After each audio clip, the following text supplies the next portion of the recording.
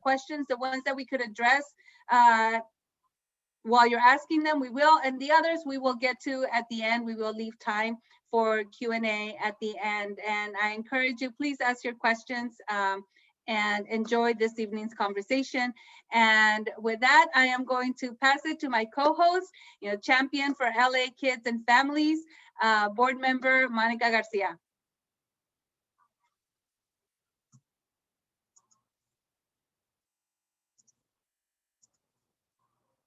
Are you, Monica, can you hear? Yes, I am here. Hello, hello, hello. Buenas tardes, everyone. Welcome, amazing leaders in Los Angeles and beyond. Thank you for being with us today on Changing Conversations. This is a place where we convene leaders, we support leaders, and we encourage alignment wherever possible. Ana, always great to be with you. And I know, welcome, Supervisor Holly Mitchell. I am excited to have you join our conversation. I want everyone to meet my mom. Guillermina is my source of love and power always. And in the virtual environment, we've been able to co-host things. Mom, say hello to everyone. Muy buenas tardes. Me da un placer estar aquí con ustedes, mujeres especiales, campeonas, triunfadoras, y les agradezco que permitan que yo esté aquí con mi adorada hija. And in English? Oh, in English. I just say that I'm so proud to be able to stay here with you and admire you women of champions, because you're leaders and you're so bright, so intelligent, and you do so many things for the community. I really admire you. And I'm glad that you let me stay here with my adorable daughter. So, friends, Freedom Schools teach us to build community by breathing together. I'm going to invite you 3 deep breaths. All you hardworking, amazing, awesome, magical women that bring it every day. Let's breathe together. 3 deep breaths. Ready? Breathe in hope. Exhale love. Breathe in peace. Exhale love. Breathe in strength. Exhale love. We have a treat for you today. If you're interested in courage, if you're interested in the possible, if you're interested in breaking down walls and changing the world, I want you to get to know our supervisor for the great 2nd District of LA County. The one and only Supervisor Holly Mitchell is with us today. And if you know something about this woman, you might know she's fierce, you might know she's a little shy, but what you know is that she cares a whole lot. And I am inspired by people who love out loud and are willing to put love into action.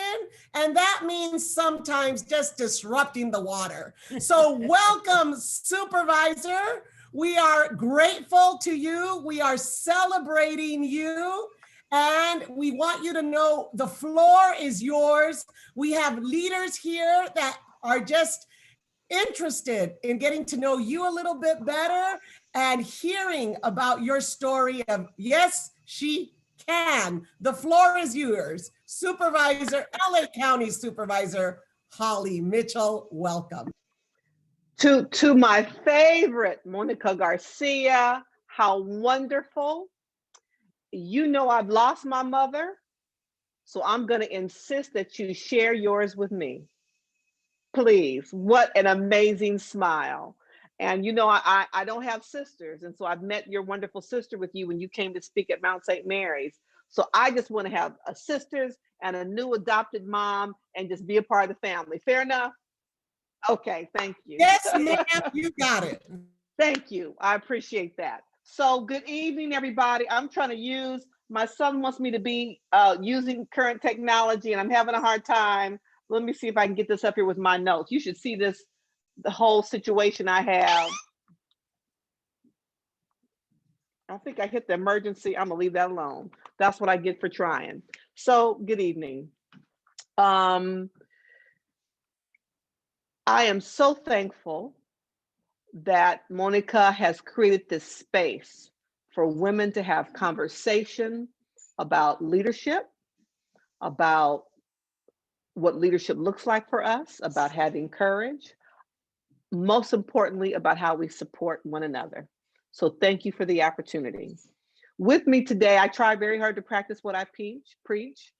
She didn't have her camera on, but my district director, Sonia Lopez, who came to work for me when I was in the assembly, right out of her undergrad experience at UC Riverside, has been with me all along, has kind of moved up the ladder, if you will, and has transitioned with me over to the County Board of Supervisors as my district director. What I'm also proud about Sonia is that she got bitten by the bug of service and acted upon it. It's not like most of us don't get the inclination to want to run for office or figure out ways we can serve our community. The problem is sometimes we let fear or the haters or the naysayers get in our ear and then we don't do it. Sonia didn't do that.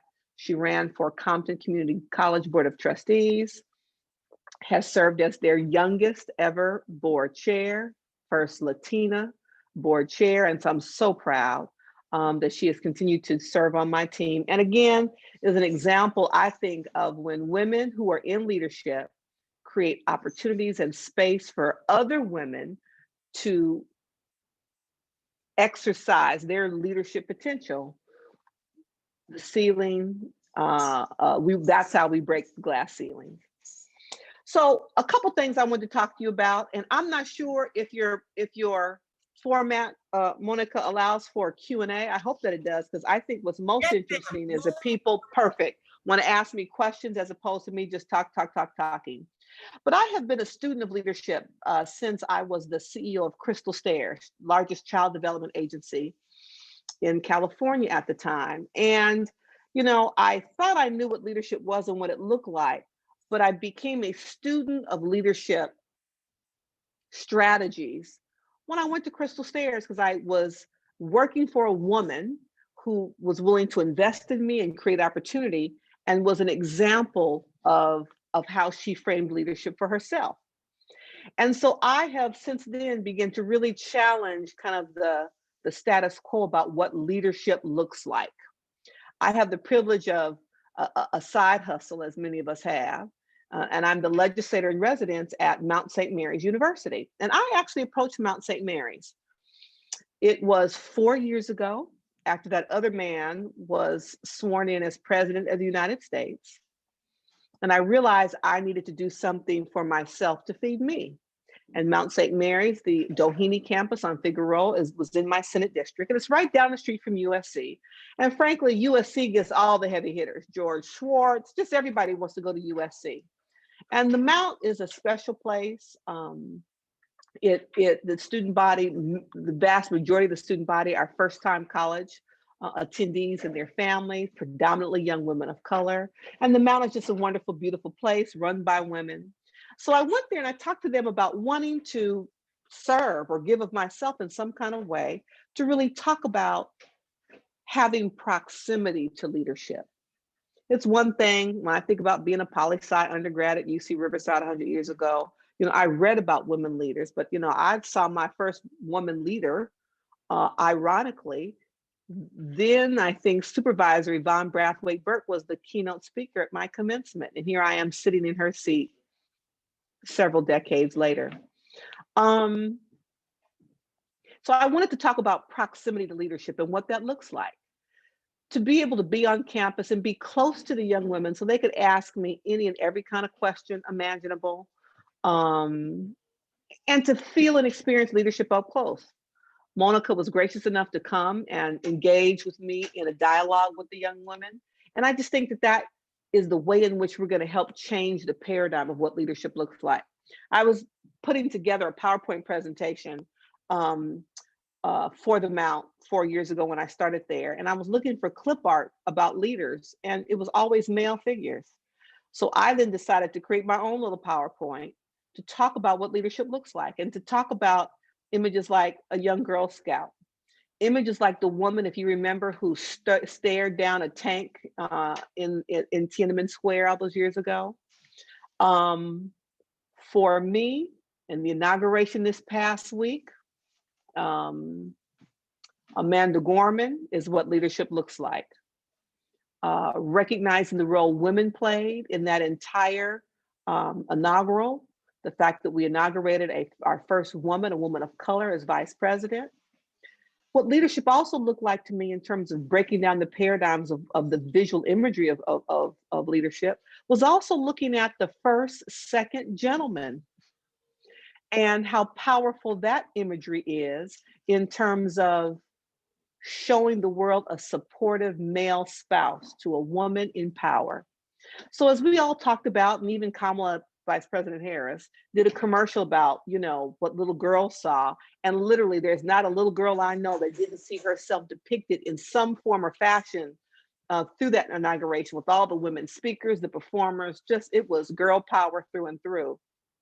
I think little boys also walked away with a powerful message, because we're helping to change the visual paradigm of what leadership looks like.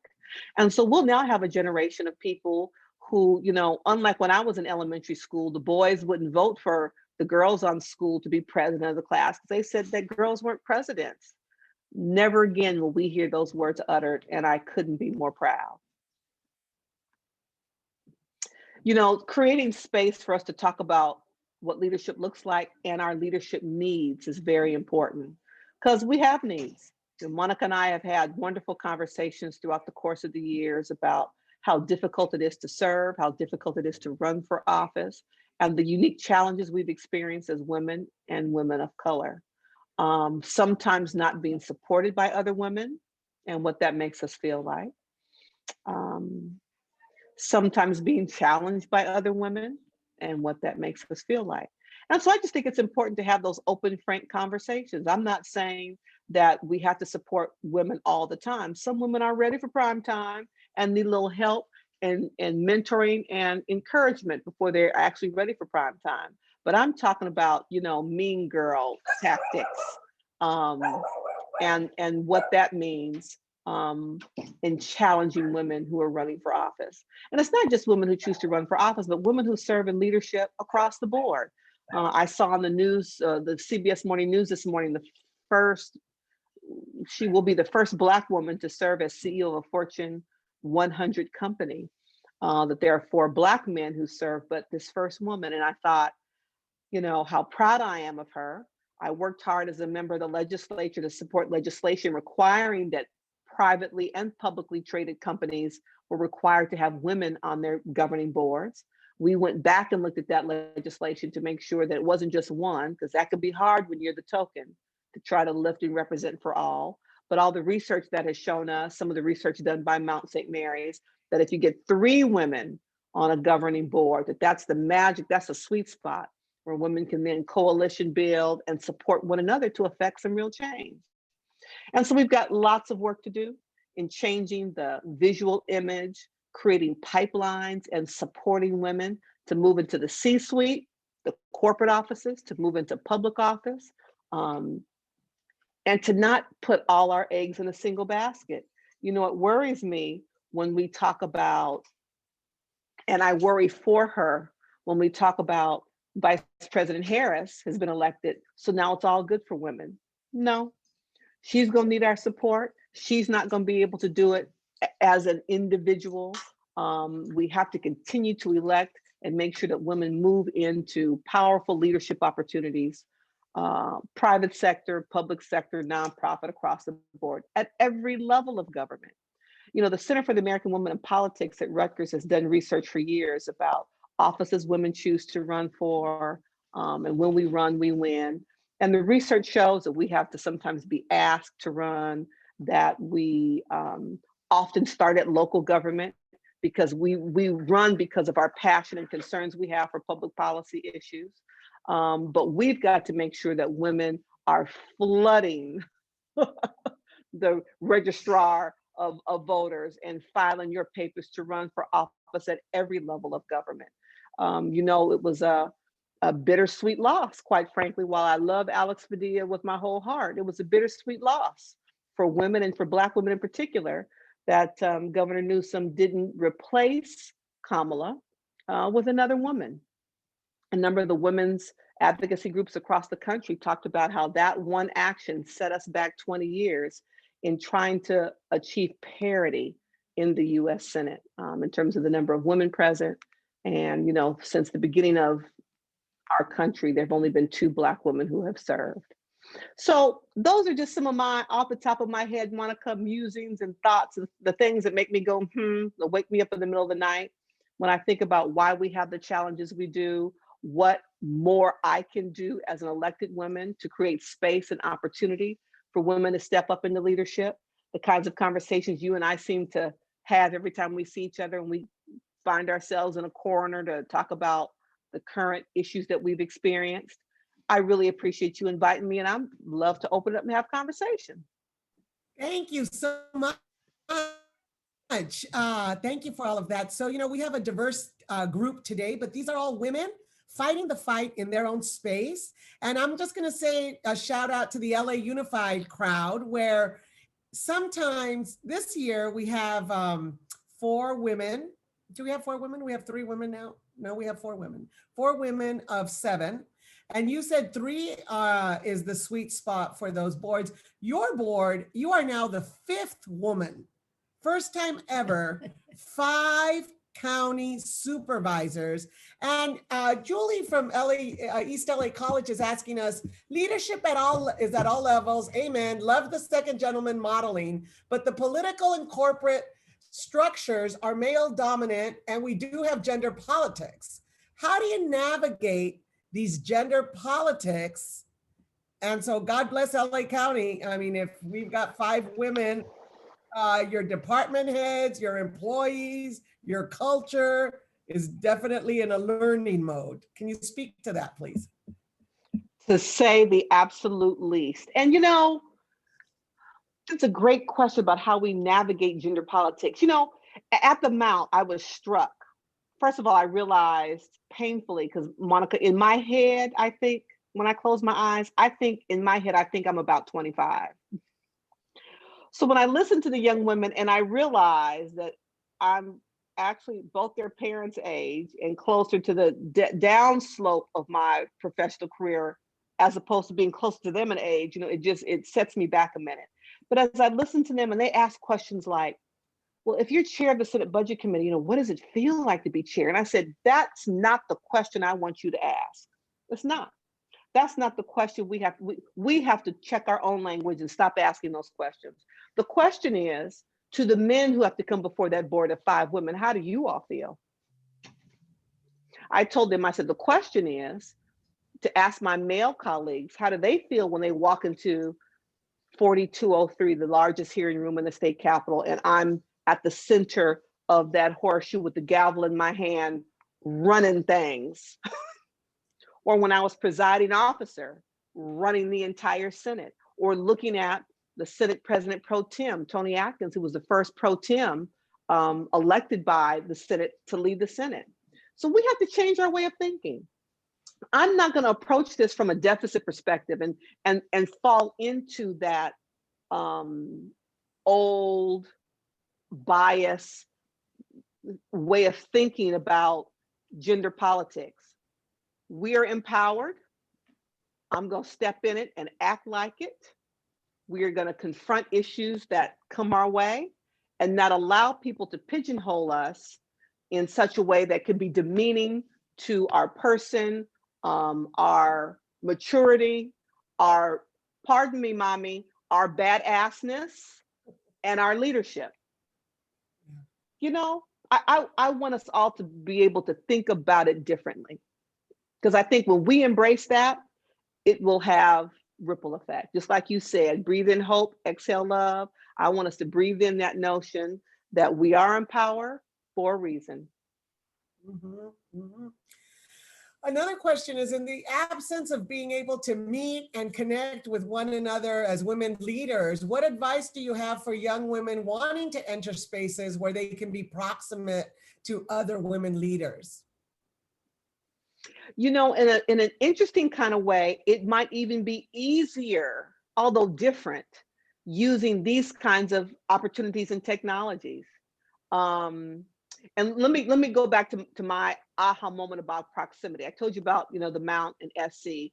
I read Just Mercy by, Brian Stevenson. his name is Brian Stevenson. Thank you. And he talks about how he understood mercy being proximate to men in death row, that it was his proximity where he really witnessed mercy. And that was so profound to me. And so this notion of proximity, having access to be able to have frank, honest conversations, not keynote addresses where I'm reading prepared remarks to whatever the group is, but to have proximity, which is a sense of intimacy, which allows for honest, direct dialogue. That's so important. And so I think we can use convenings like you've pulled together. I'm gonna have to figure out ways in which I may do something similar, and create spaces and open ourselves up and invite other women into the circle to have these conversations. I think, you know, recognizing, you know, particularly the question said young women who are balancing, juggling, young children, work, school, whatever the case may be, coming into your home or wherever you may be in your car, because I can't tell you how many Zooms I've done while driving. For some might be easier than asking them to go someplace else. So I want us to look at this as an opportunity to use technology to connect with women, to have these conversations. Yes, it's less personal because I'm old school. I touch you when we talk, you know, that's just the way I am. But this is better than not having the opportunity at all. Yes, yes. You know, and I realize part of Ana Ponce and I, we've now done Changing Conversations for 6 years, but part of it is I realized in my job, my position as board chair, really, I kept hearing stories of amazing women over and over. And I knew my other comadres, they needed to hear these too. So for the young women, you said, when you tried to take care of yourself by creating that opportunity at the Mount. So can you speak to that need for you? I mean, you take it on, and whether you're changing a mindset or accepting bad behavior, and we will tolerate men are learners too, but you have to have that core in place to say you're doing your work. Can you just talk about taking care of you and how you do it over and over and over? So the Mount idea came to me. I was at the ribbon cutting for Gala on the LA High campus, and the president of the Mount was there. So we're having conversation, and it hit me. And I said, you know, can I come meet with you in your office? So we came and met. And at the time, it was the Just Mercy proximity connection that I thought they need proximity to women leaders.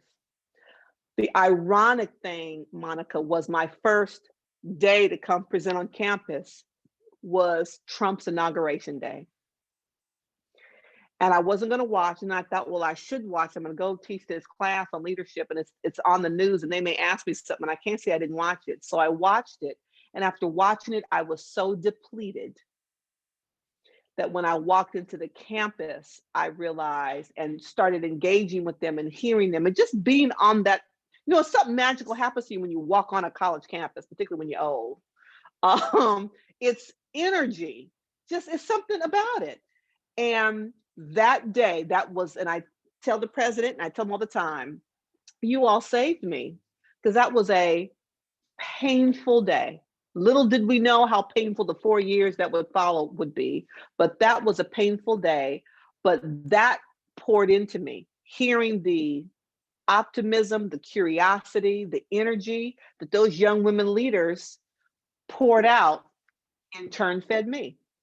That isn't what I anticipated. I thought I was coming to give them proximity to a woman leader, right?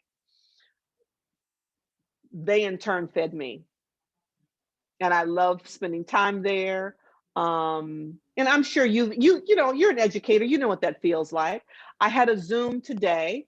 I have a neighbor who's a teacher. I've seen her, I've lived here 17, 18 years. We waved, she's lived here 11. I didn't know she was a teacher. I had some protesters in front of my house the week before Christmas. Ugly protesters said ugly things. Don't wear, why are you wearing a mask? Just all kinds of things.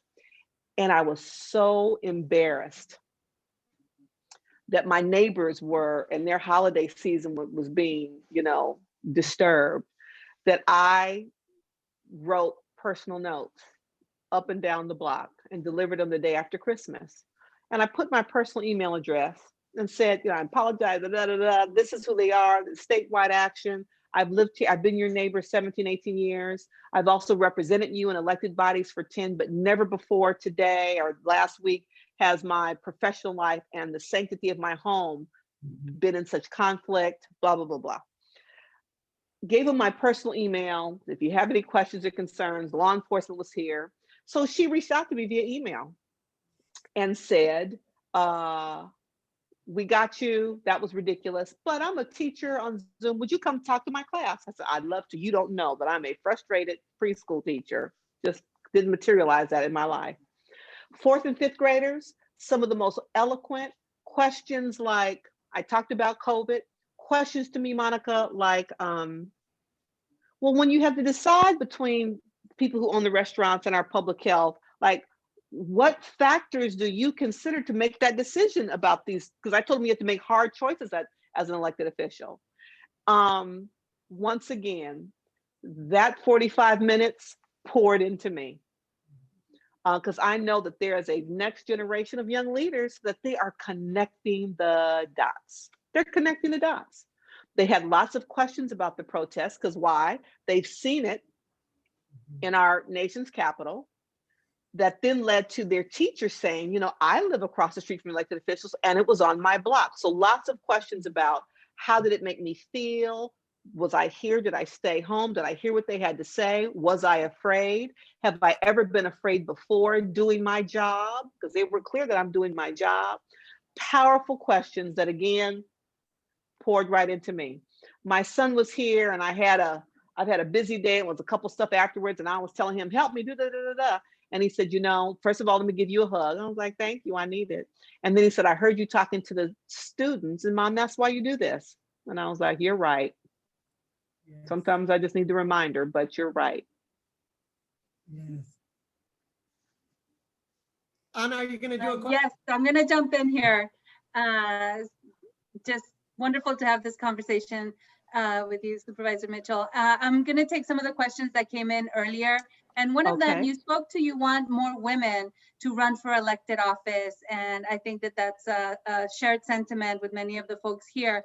But can you share a little bit about how to get women to that point? And, you know, just your advice for people that might be considering it or to get people to think to consider it? There's no single road to the opera. There's some quote about that. You know, there's no one road. And when I think about the women I know, we've all come at it from different perspectives. I was just on a Zoom before you with my now former colleague, Dr. Shirley Weber, who the Assembly voted to confirm her as the next Secretary of State. The Senate apparently will vote tomorrow, absolutely. And she tells her story that for her, how profound it is that her father, who for many years voting rights were challenged, to think now that his daughter is responsible for protecting the voting rights for the most populous state in the union. Just in one generation, how we did that.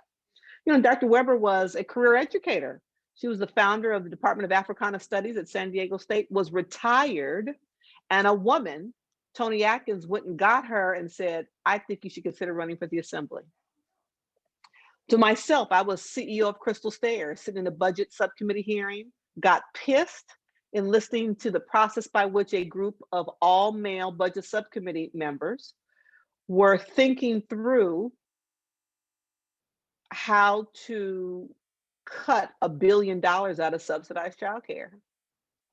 And I sat in that hearing room and could visualize parents that I served at Crystal Stairs, and the parents who weren't going to be able to go to work or go back to school, and all of the amazing childcare providers who were providing amazing learning opportunities for our youngest citizens, our youngest residents, and how all that was going to be compromised or complicated by this $1 billion coming out of the core foundation of childcare.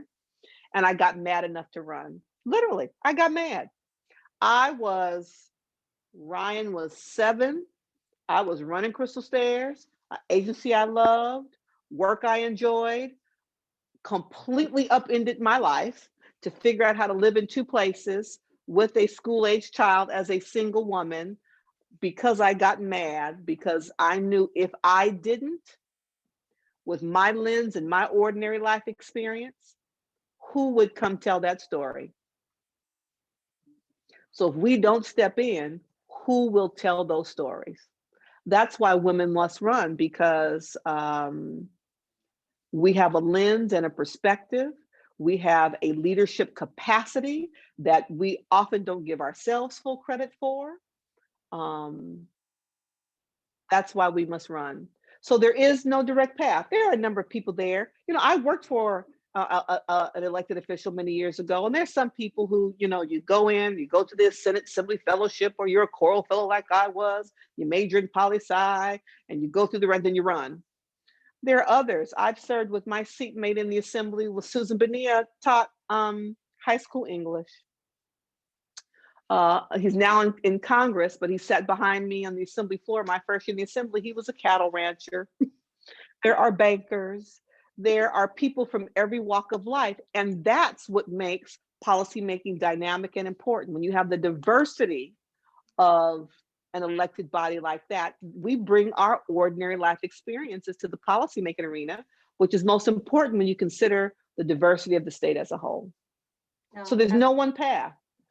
If you look long enough and far and wide enough, you will find an example of someone who you may be most aligned with that will show you the path of how you run.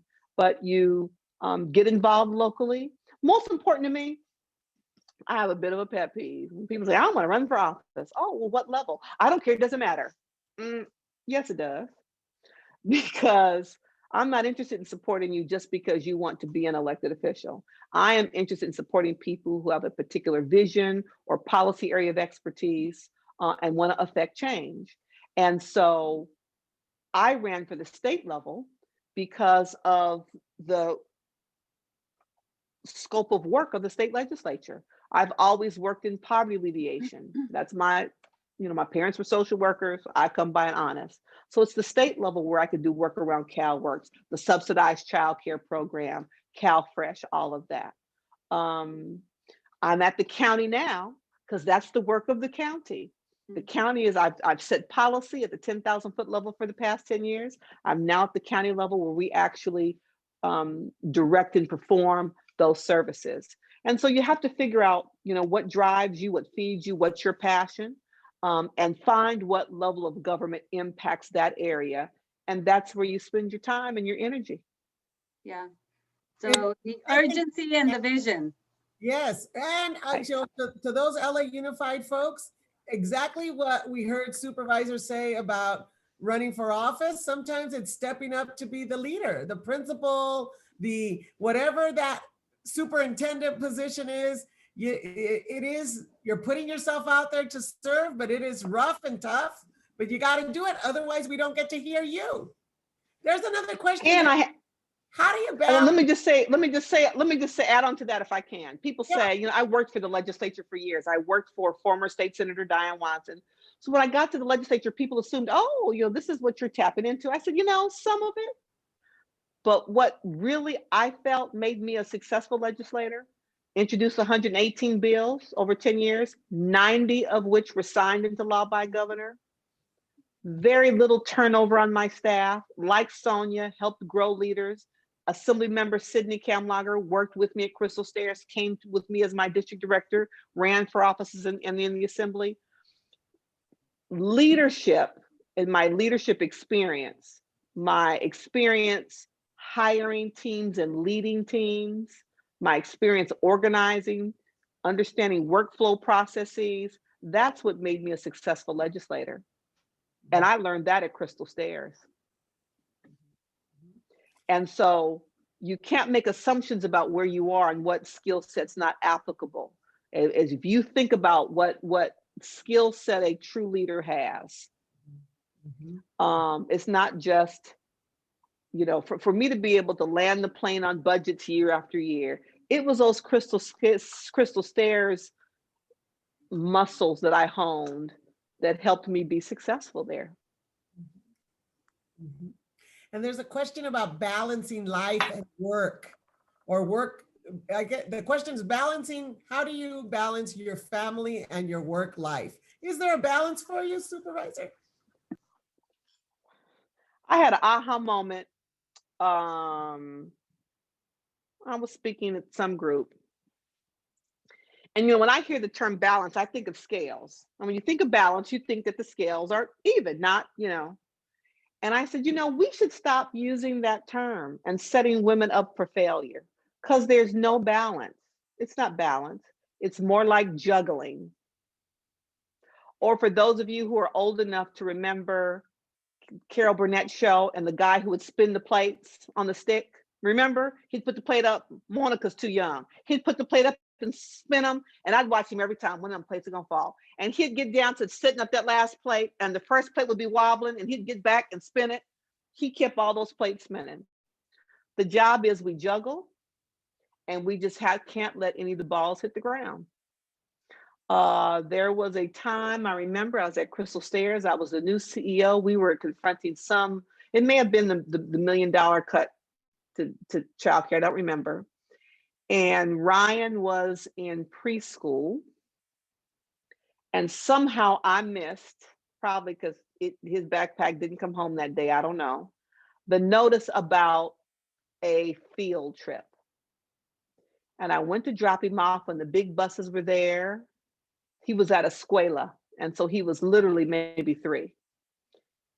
And they were getting ready to go on the field trip.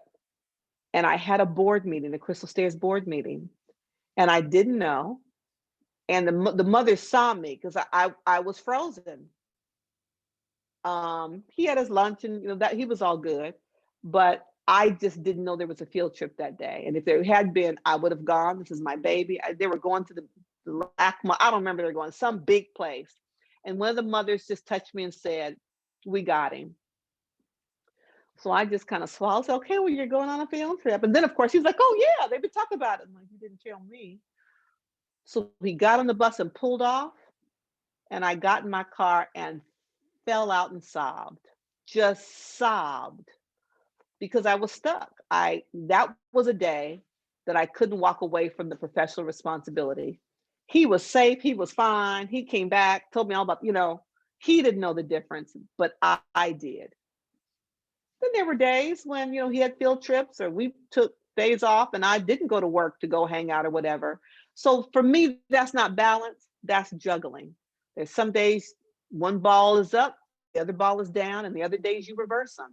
And I think it's important that we have those honest conversations so women don't think they're failing when it's all not absolutely perfect. I tease, particularly in the childcare industry, and tell people, we all know that there are days that we put the baby aspirin in the baby's pocket and say, "Okay, now go to school. Now at recess, just take your baby aspirin. You don't have a fever, but you have to go to school." Because mommy at least needs to go to this one meeting, then I'm gonna come pick you up. Everybody's done that. Don't lie. Everybody, we all know we sent the baby to school with a little cough because we had something we had to do, right? We have to tell the truth. So women know we all been there, and it'll be fine. You'll get through it. It'll be fine. I'm there with you, Supervisor, on that one. Sometimes you just have to get by. You just got to get by. You just got to get by. You got to get through that day. You got to get through that day. Yeah, I wanted to get your thoughts on, you know, what opportunities there might be under your leadership or with the county around supporting women through this COVID crisis. we have the childcare issue. We have women that have had to leave their jobs so that they can care for family. Just want to hear your thoughts on, what opportunities there might be to sort of catch up, because now we're going backwards on We that are. front. This is the problem of when you sit in one space and all the meetings come to you. Sometimes I think at the end of the day, I heard this amazing statistic and I don't remember who told me on which Zoom who said that amazing thing that I'm going to repeat and take full credit for, because I don't remember who told me. But it was this notion that, women have been disproportionately impacted by COVID in terms of our employment. That when you consider the service sector, the hospitality sector, more women serve in those professions. And those are the professions that have been hardest hit. More women have had to opt, quite frankly, to stay home also because our kids aren't in school. And so when I think long-term in terms of pensions and, breaks in service, when you think about long-term impact, economically, we will see this ripple effect for years to come. And I don't know that there's a single answer to how we navigate our way through it, other than we have to remain mindful and figure out ways in which we provide support to women as a result of it. I don't know what that will look like. But we just have to be mindful that women were disproportionately impacted. We've been disproportionately impacted by the virus itself. When I look at the LA County statistics, more women have tested positive for the virus. So it's important that we are mindful of that data and then take action. So we have it's a two-part question from the same person. And so it takes us a little bit. We want to know what do you consider your greatest success in your political work? And then our systems are set up in patriarchal structures. What advice do you have for raising women on navigating and disrupting the old boys club? So you talked a little bit about changing the mindset, but in raising our girls, what advice might you have?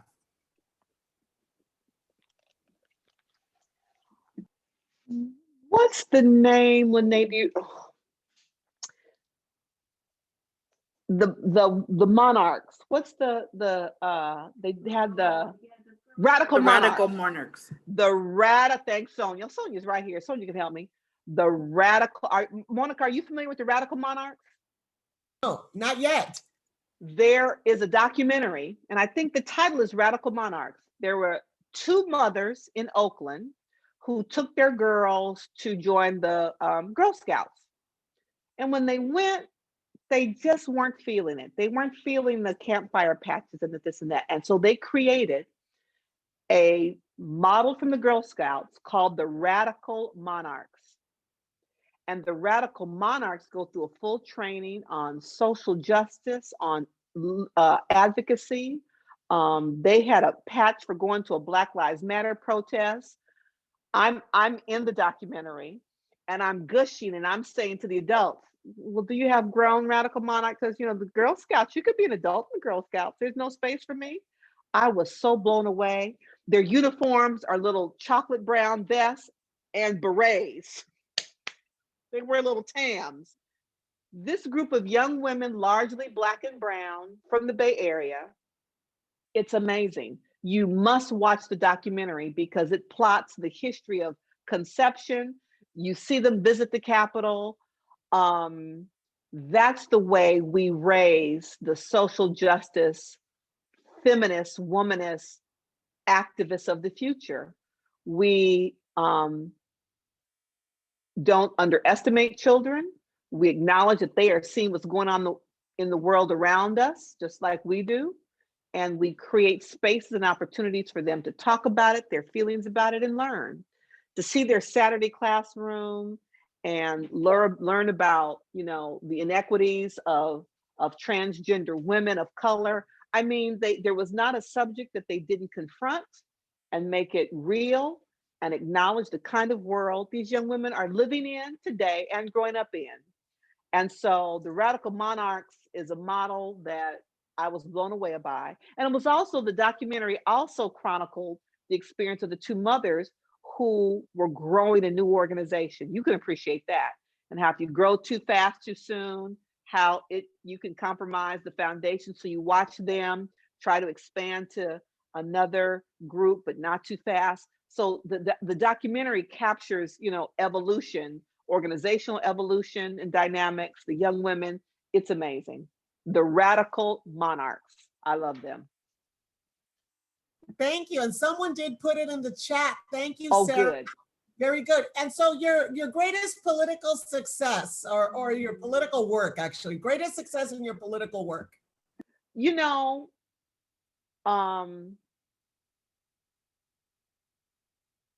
There were times, Monica, and I'm sure you've had the experience, that I understood that if I had not been in the room, it would have gone down very different.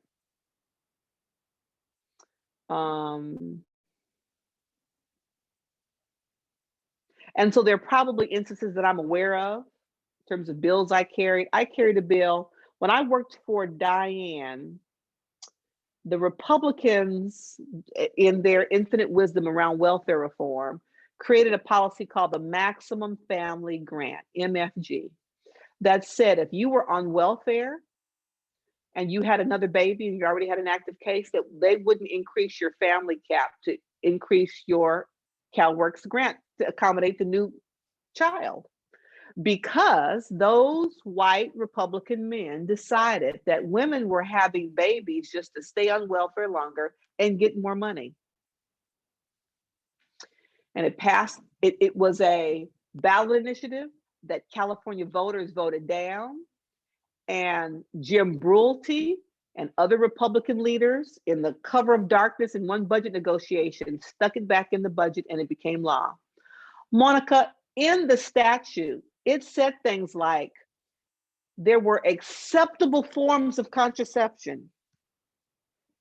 That if you went in and told your social worker, well, I had an IUD and it failed, that you had to actually talk to your eligibility worker about what form of contraception you were on. Because if they could then say, well, it failed, that you didn't intentionally get pregnant, that maybe they would increase your grant. When you looked at the statute language, it was the most offensive, I hope we have all adults on our Zoom, bullshit you've ever heard or seen in your life. It was just so offensive. I wrote my first letter to the editor, to the Sacramento Bee, when that passed, because it was the same year the first multiples were born. They were all on Oprah, not Octomom before that, but the first very public multiples. And the world showered them. They got new house, minivans, college scholarships. And the crux of my letter to the editor of the Sacramento Bee was, poor women, don't just have one baby. If you have 7 at once, the world will give you everything you need. But if you're poor and you have a baby, we'll shut you down. And the Sacramento Bee actually published my letter to the editor. So here I was, maybe 24, 25 years later, I'm now a legislator. We were meeting with Sasha Abramsky, an economist who's written books.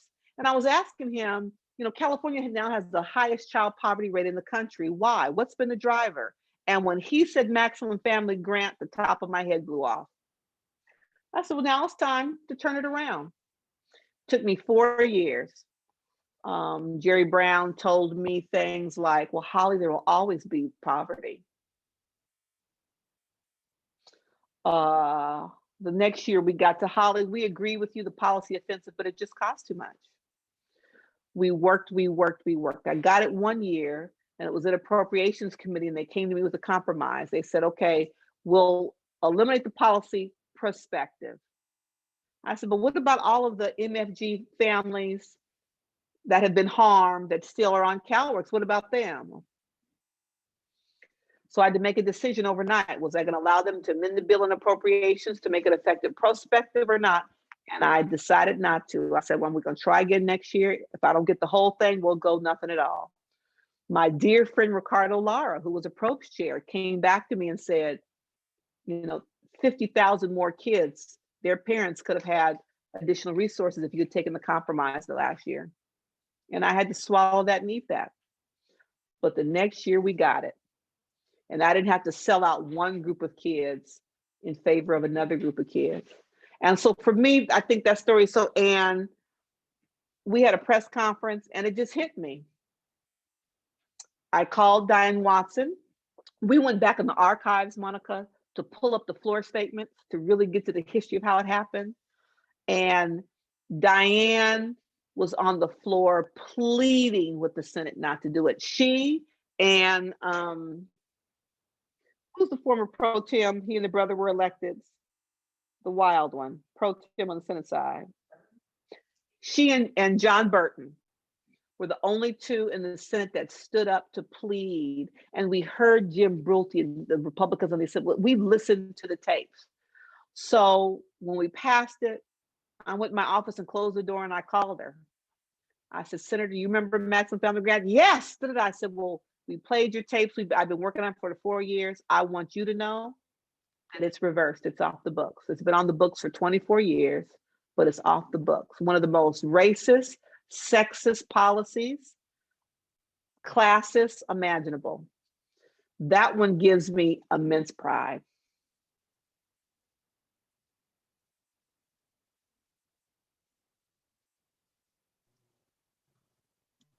Well, thank you.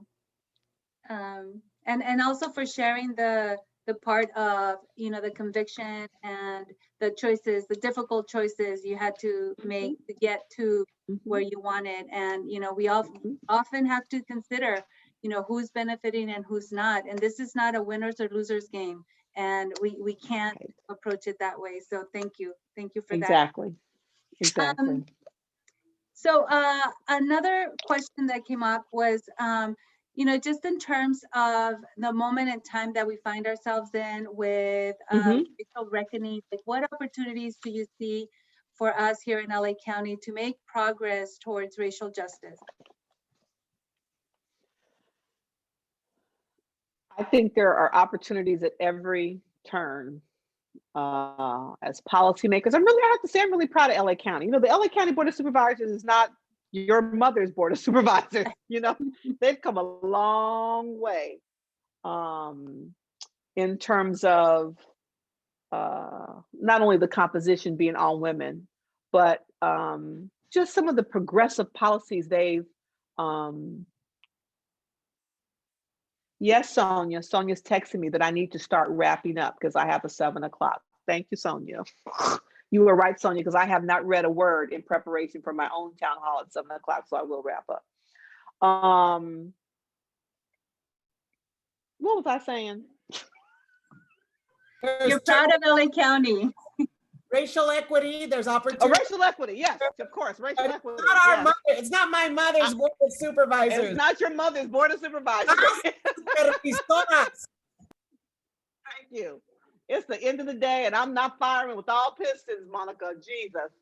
But it's just so progressive in the last maybe 18 months to 2 years. When you think about what they've done from Measure J to the pushback on the sheriff and creating the Citizens Oversight Commission and establishing the Inspector General, to not rebuilding a men's big county jail, to their equity work, the new equity initiative, to their women's and girls initiative. I mean, all of this is really happening in about the last 2 years. So, that's not your mother's Board of Supervisors. That's not those stale, pale, and male and old board members that served in the board for the majority of our county's history, the 125 years of all male before Gloria Molina was elected as the first woman to the board. So, these kinds of things could never happen. Janice Hahn often says that she, as progressive as her father Kenny was, she knows he would never have imagined a day that this board would be all female. And think about how diverse we are. Hilda Solis, me, Sheila Kuehl, the first openly gay elected in the state when she served in the legislature, Janice and Catherine Barger, how diverse we are. The one thing we have in common is our gender. Other than that, we all represent very different communities. Um, that's what equity looks like. And that's the kind of work that we will continue to do in this space. But I really am proud of the board over the last 2 years or so that they've really created opportunities to have honest, frank conversations about the impact race, class, and gender has on every aspect of your life as a county resident. Everything from the frequency with which you are stopped by the police, to your ability to access healthcare services, to the neighborhoods you live in, and the kind of work you do. And the board has stepped up, and I'm proud to have joined them and to be a part of making history in that way. You know, I'd love for us to wrap up on the equity question, because as you know, I'm 53 years old. I was born 20 days after the walkouts in 1968. And my mom experienced coming to LA Unified in 55, Mom? 55. So she's a Stevenson pirate where she met my dad. But we can see between my mom, who's 79, and Maya, my niece, who's 9 or 10, now she's 10. But change does happen, Holly, but you know, I'm pained that LA Unified has increased graduation and children reading at grade level, but not enough. And definitely I agree. Many left out. So when we think of equity, I do believe LA Unified and LA County have done amazing things like emptying our camps, right? LA Unified was pushed to end the use of pepper spray because they did so in the camps, and we were paying $233,000 to incarcerate a kid when schools were getting under 6,000. So Monica, stop asking questions. Right. But on racial equity, it's bigger than beliefs. It's bigger than one day, right? Whether it's MLK Day or 16 de septiembre, and it's bigger than just and it's bigger than people of color using the word and talking about it. It's everybody's problem and everybody's job. That's right. So kids, you know, Holly, maybe you can help us with we have some, you know, people who violently support all children getting access. And if you think about the policy issues, the answer is so much in education, but how would you guide us we want to see the strongest, most successful county in America hosting and working with the largest school district in California. And yet it's poverty, it's the absence of access, and it is the adults who are making those choices. You shared with us an amazing story of some or all, right? And in schools, we're still at some. So equity in LA County needs the radical monarch approach, really, because we are left with, so equity in LA County.